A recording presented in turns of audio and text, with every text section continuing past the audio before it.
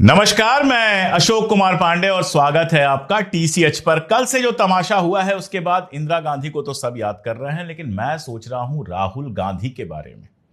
राहुल गांधी जिनके बयानों का अक्सर मजाक उड़ाया जाता है। मैं शाम से ही सोच रहा हूं कि पिछले कुछ बरसों में जो उन्होंने बयान दिए हैं और उसका जो बीजेपी ने जवाब दिया है, अगर उसको समझ लिया जाए तो शायद समझ में आ जाएगा कि इस इंदिरा गांधी तो अब लौट कर नहीं आ सकती, लेकिन अगर राहुल गांधी इस देश की सबसे ऊंची कुर्सी पर बैठे होते तो वो सब तमाशा हमको नहीं देखना होता जो कल देखा है हमने, और उसके पहले हम देखते चले आ रहे हैं। शुरुआत कीजिए नोटबंदी से। नोटबंदी कोई गलती नहीं थी, नोटबंदी आपके ऊपर आक्रमण था, नोटबंदी आपके पैर पर कुल्हाड़ी मारी गई थी। गलतफहमी में मत आइए, ये जानबूझ के आपको नष्ट करने के लिए, आपको खत्म करने के लिए और सबसे बड़े बिजनेस के लिए रास्ता खोलने का तरीका है। प्रधानमंत्री जी का लक्ष्य था कि हिंदुस्तान के सबसे बड़े क्रोनी कैपिटलिस्ट, जिनके कारण टेलीविजन पे हर रोज नरेंद्र मोदी जी का चेहरा दिखाई देता है, कि उनको पैसा मिले। और पैसा कैसे मिले? हिंदुस्तान के किसान, हिंदुस्तान के महिला, हिंदुस्तान के छोटे दुकानदार, हिंदुस्तान के middle size business, small size businesses के जेब में से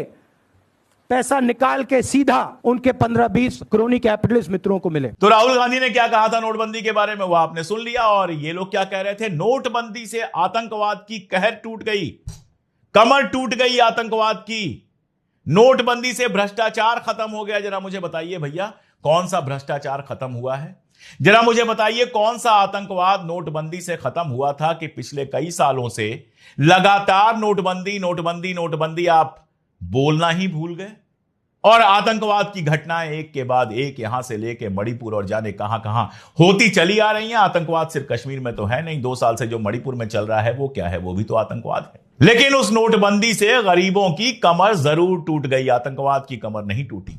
छोटे मोटे धंधा करने वालों की कमर टूट गई, जैसा कि राहुल गांधी ने कहा था कि नोटबंदी अपने अमीर दोस्तों को फायदा पहुंचाने के लिए थी, और वो सही साबित हुए। आप कहेंगे कहां की पुरानी बातें खोलकर बैठ गए, पुरानी बातें तो कुछ और खुलेंगे, लेकिन नई बात सुन लीजिए। इस पूरे तमाशे में जो तमाशा चला है सीज फायर का, उस सबके बीच में चाइना शुरू से लेकर अंत तक लगातार कहता रहा है हम पाकिस्तान के साथ खड़े हैं, जबकि एक मुल्क ऐसा नहीं मिला जो यह कहे कि हम पूरी तरह से भारत के साथ खड़े हैं। सऊदी अरबिया आया तो भारत भी गया, पाकिस्तान भी गया। ईरान आया, भारत भी गया, पाकिस्तान गया। अमेरिका का राष्ट्रपति भारत और पाकिस्तान दोनों को बराबर करके देख रहा है। 18 घंटे मेहनत करके 11 साल में मोदी जी ने इतना तो किया कि भारत को पाकिस्तान के बराबर बना दिया। अब हम बड़े नहीं, बराबर हैं। कोई हमारे साथ खड़े होकर नहीं किसी ने कहा कि हम भारत के साथ पूरी तरह से खड़े हैं, हम भारत का समर्थन करेंगे, ये किसी ने नहीं कहा। भारत की मुखालिफत करने वाले जरूर आपको दिखाई दिए। टर्की दिखाई दिया, अजरबैजान दिखाई दिया, चाइना दिखाई दिया, ये सारे लोग आपको दिखाई देते हैं। अब आप कहेंगे इसमें राहुल गांधी कहां से आ गए? तो बता दूं आपको कि 2022 में संसद के अंदर भाषण देते हुए राहुल गांधी ने बहुत साफ कहा था, एकदम साफ साफ लफ्जों में कहा था कि पाकिस्तान और चाइना का गठजोड़ बन रहा है, जो हमारे लिए बेहद खतरनाक है। हमारी 2 सीमाएं हैं, एक नॉर्दर्न सीमा है जहां पर चाइना है, और एक वेस्टर्न सीमा है जहां पर पाकिस्तान है। बाकी जो हमारी सीमा है वो जल की सीमा है। श्रीलंका है जिससे हमें कोई खतरा नहीं है, लेकिन ये 2 हैं जिनसे हमारे युद्ध पहले भी हो चुके हैं।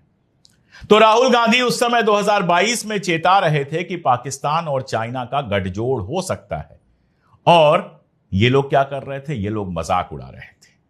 ये लोग संसद में खड़े होकर सिर्फ राहुल गांधी का मजाक उड़ाते हैं, पप्पू कहते हैं, जाने क्या क्या कहते हैं। अरे पप्पू तो आप लोग साबित हुए। बात थी पीओके ले आने की, और हुआ यह कि कश्मीर अब इंटरनेशनल मुद्दा बना दिया ट्रंप ने, और आप उसका जवाब भी नहीं दे पा रहे।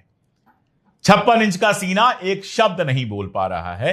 राहुल गांधी का मजाक उड़ाने के लिए, पंचर वाला कहने के लिए, कपड़े देखकर पहचान लेते हैं ये कहने के लिए, जवाहरलाल नेहरू से सवाल पूछने के लिए, महात्मा गांधी से सवाल पूछने के लिए, ये सब पूछने के लिए इन लोगों का सीना जरूर 56 इंच का सीना नहीं, जबान जरूर 56 इंच की हो जाती है, लेकिन बाकी मामलों में 6 इंच रह जाता है, बाकी सब पता नहीं कहां चला जाता है।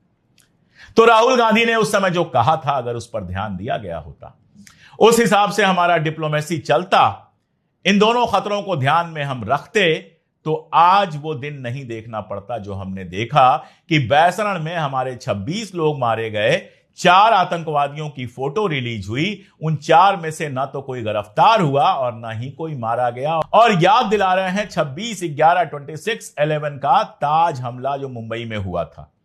भैया जान लो, जो ताज हमला हुआ था, जितने आतंकवादी थे या तो पकड़े गए थे या मारे गए थे। अजमल कसाब का नाम तो याद ही होगा, जिसको उज्जवल निकम नाम के एक वकील ने कहा था कि सरकार जेल में बिरयानी खिला रही है। फिर उसने खुद कहा कि झूठ बोला था मैंने, बिरयानी नहीं सरकार खिला रही थी, बिरयानी वो खुद खा रहा होगा। और उसके बाद जो उसने सेवा की थी ये झूठ बोल के, उसके बदले भारतीय जनता पार्टी ने उसको टिकट दिया चुनाव लड़ने का। वो अजमल कसाब जेल में रहा, केस चला।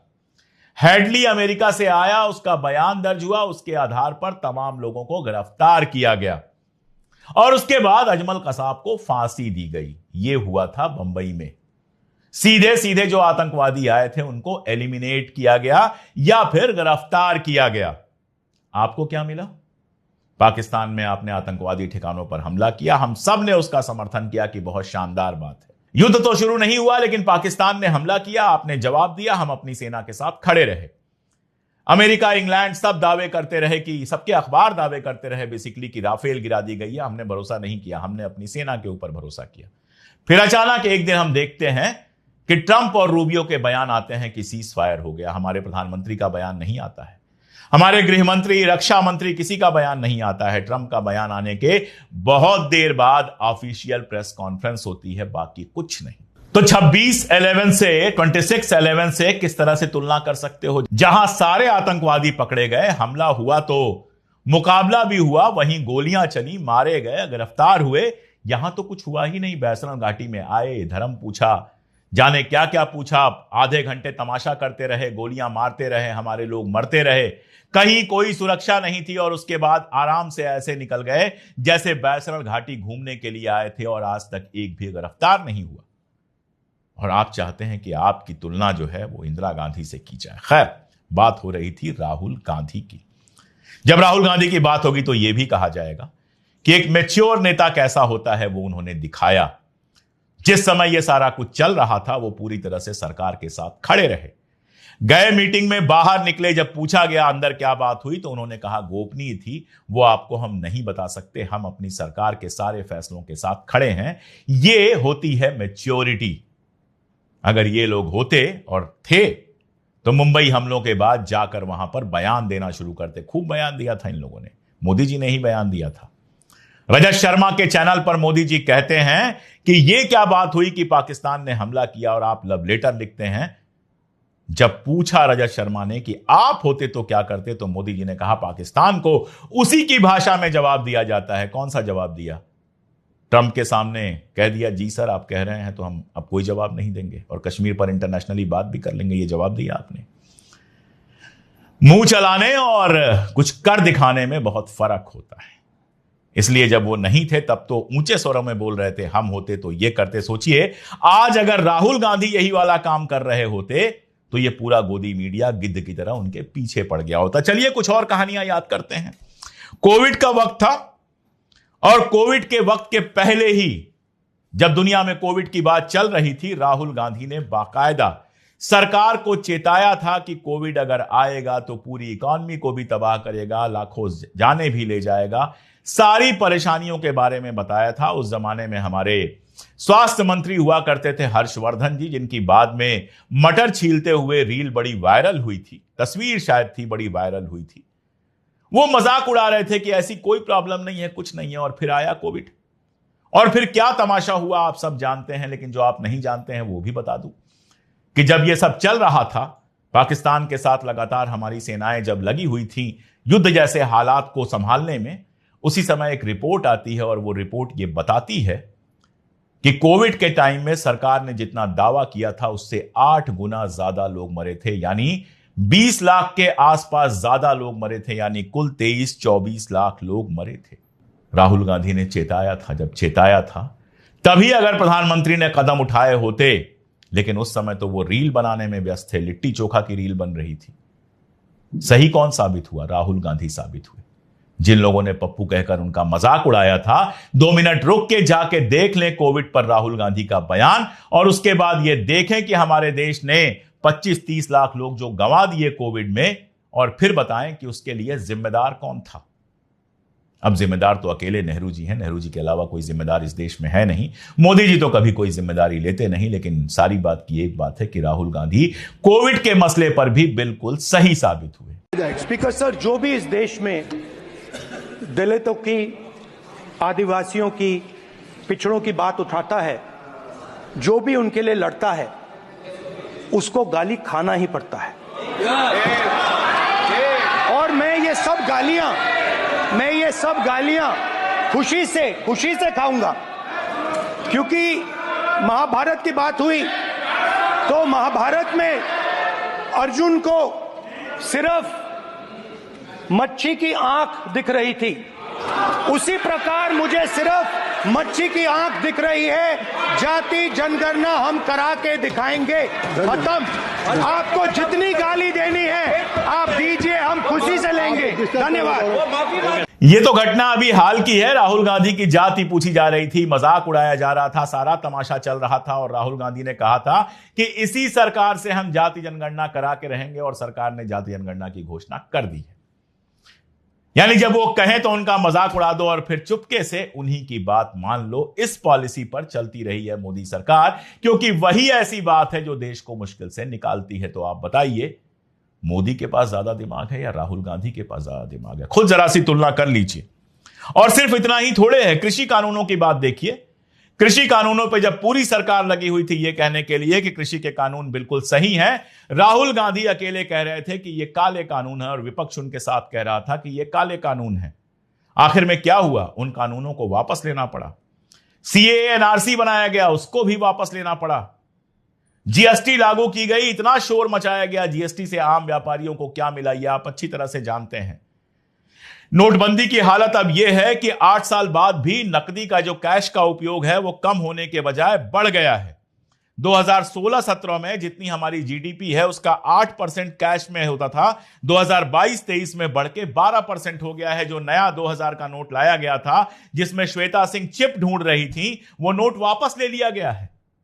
आज आपको बाजार में कहीं 2000 का नोट नहीं मिलेगा, किसी एटीएम पर 2000 का नोट नहीं मिलेगा। 500 का नोट पहले ही है।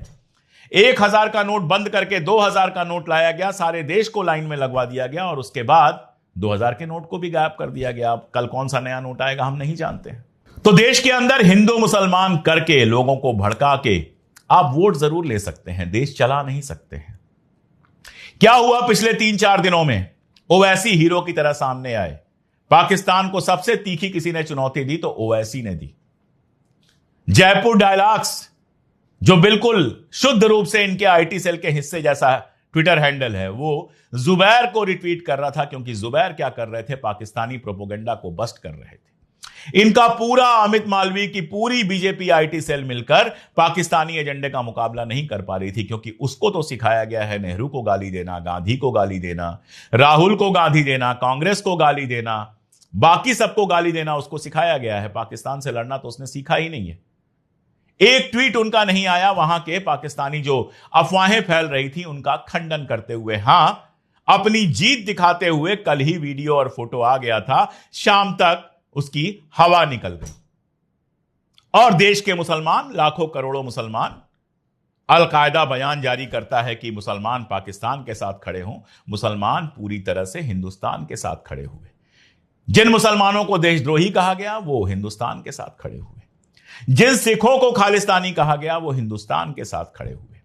जिस विपक्ष को पाकिस्तानी कहा गया, पाकिस्तान परस्त कहा गया, वो सरकार के साथ खड़ा हुआ। सरकार के साथ खड़ा नहीं हुआ तो कौन? उसकी अपनी पार्टी, जो इस पूरे टाइम में पॉलिटिकल प्रोपेगेंडा लगाने में लगी हुई थी। और अंत में सरकार खुद नहीं खड़ी हुई अपने साथ। अंत में सरकार खुद देश के साथ नहीं खड़ी हो पाई, और एक तीसरा देश बीच में पड़ता है और समझौता करा देता है।